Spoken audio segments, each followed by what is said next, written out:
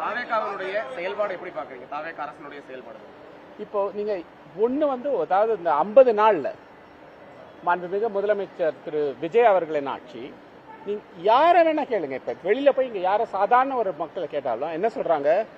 ஊழல் என்ற இது கம்மியாயிடுச்சு, லஞ்சம் அப்படின்னு பேச்சு எடுத்தாலே எல்லாம் பயப்படுறாங்க. இப்போ ஏதாவது ஒரு கவர்மெண்ட் ஆபீஸ்க்கு போய் ஏதாவது ஒரு வேலை நடக்கணும் அப்படின்னா அப்படி உடனே வேலை செஞ்சு கொடுக்குறாங்க. அந்த லஞ்சம்ன்ற வார்த்தையே இல்லை அப்படின்னு சாதாரண மக்கள் பேசுறாங்க. அது எவ்வளவு பெரிய புரட்சி நம்ம தமிழ்நாட்டில், எவ்வளவு பெரிய புரட்சி, அதுவும் 50 நாள்ல. இதுதான் தாவேகா காங்கிரஸ் கூட்டணி ஆட்சி 50 நாள். இது சட்டம் ஒழுங்கு பிரச்சனையில மிகப்பெரிய ஒரு சர்ச்சையை ஏற்படுத்தி இருக்கு. பெண்களுக்கு எதிரான பிரச்சனைகள் வரேன். பெண்களுக்கு எதிரான குற்றங்கள், குழந்தைகளுக்கு எதிரான குற்றங்கள் அதிகரிச்சிருக்கு. சட்டம் ஒழுங்கு பிரச்சனைகள் தொடர்ந்து அதிகரிச்சிட்டு இருக்கு. இல்ல, தவறு. அதிகரிச்சிருக்கிறதுன்றது தவறு.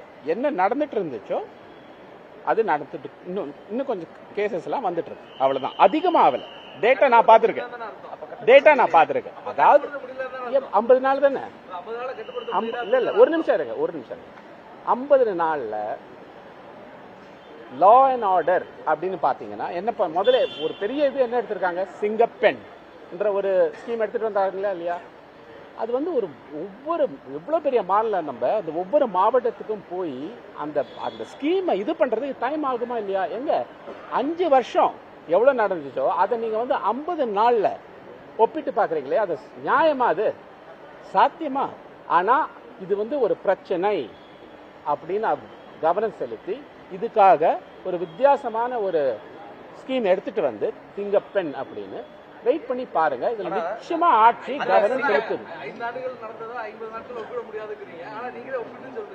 என்ன அதுதான் அவ்வளவு பெரிய விஷயம்ன்ற, அதுதான் அவ்வளவு பெரிய விஷயம்ன்ற. அது 50 நாளிலேயே செஞ்சுட்டாங்க. அதாவது ஒப்பிட்ட முடியாது, ஆனா 50 நாள்லயே செஞ்சுட்டாங்களே, அது ஒரு பெரிய மிரக்கல் அப்படின்னு.